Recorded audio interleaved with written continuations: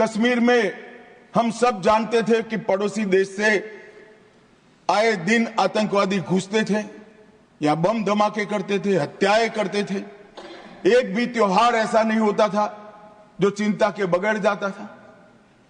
और केंद्र सरकारों का रवैया लचीला होता था, चुप्पी साध जाते थे, बोलने में डर लगता था, कोई दुविधा भी थी, शायद वोट बैंक का भी डर था। नरेंद्र मोदी जी के आने के बाद आतंकवाद के खिलाफ जीरो टॉलरेंस की नीति प्रधानमंत्री की ने। हमारे आने के बाद भी हमले हुए, उरी पर हुआ, पुलवामा पर हुआ। पहले हमले होते थे, कुछ नहीं होता था, कोई कुछ नहीं बोलता था, जवाब नहीं दिए जाते थे और लोग भूल जाते थे। दिल्ली के अखबारों में कोने में कहीं छपता था, आज 7 लोग शहीद हो गए, मारे गए, बम धमाका हुआ। मगर कोई संवेदना तक समाप्त हो जाए वहां तक चीजें लिंगरिंग रहती गई, लिंगरिंग रहती गई, लिंगरिंग रहती।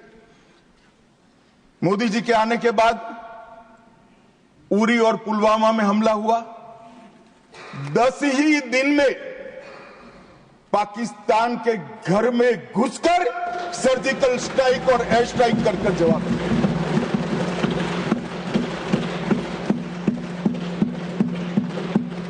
पूरे दुनिया में 2 ही देश ऐसे थे जो अपनी सीमा और सेना की सुरक्षा के लिए हमेशा सम्मान के साथ तत्पर रहते थे, इजराइल और अमेरिका।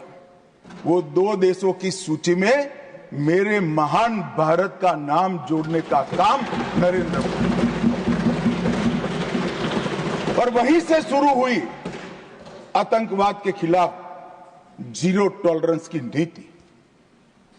मान्यवर, हम सब जानते हैं, पर आएंगे तो आप सटीक जवाब ढूंढ पाएंगे। तो सबसे पहले आप नागपुर के वायलेंस का अगर आप नतीजा देखें, ये नतीजा फिलहाल नागपुर के वायलेंस का है। आपको मैं अंदर से एक पत्थर अलग हो सकते हैं तो ये भाव के बीच धारा 370 के अंदर डाले गए थे। मगर हमारे संविधान निर्माताओं का भी मैं बहुत मनपूर्वक धन्यवाद करना चाहता हूं, बड़े दूरदर्शी थे।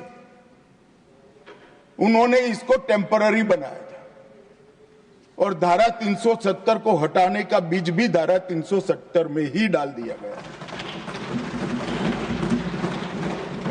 मगर राजनीतिक मजबूरी, वोट बैंक की पॉलिटिक्स, हमारे पुरखों ने धारा 370 डाली है, हम नहीं हटाएंगे, ऐसी जिद धारा 370 को लेकर चलती रही, कई सालों तक चली। और मान्यवर, यही सदन में 5 अगस्त 2019 में मोदी जी ने धारा 370 को समाप्त। हमारे संविधान निर्माताओं का वो स्वप्न कि एक देश में 2 प्रधान, 2 विधान, 2 निशान नहीं होंगे, कैसे हो सकता है? देश में एक ही प्रधानमंत्री हो सकता है, देश का एक ही संविधान हो सकता है और देश का झंडा भी एक हो सकता है। कैसे एक देश में 2 विधान, 2 प्रधान, 2 निशान हो सकते? मगर चलाए गए, सालों तक चलाए गए और 5 और 6 अगस्त 2019 को इस देश में एक विधान, एक प्रधान और एक निशान का नया दौर, और वहीं से शुरू हुआ कश्मीर को हमेशा के लिए भारत के साथ एकरूप करने की प्रक्रिया।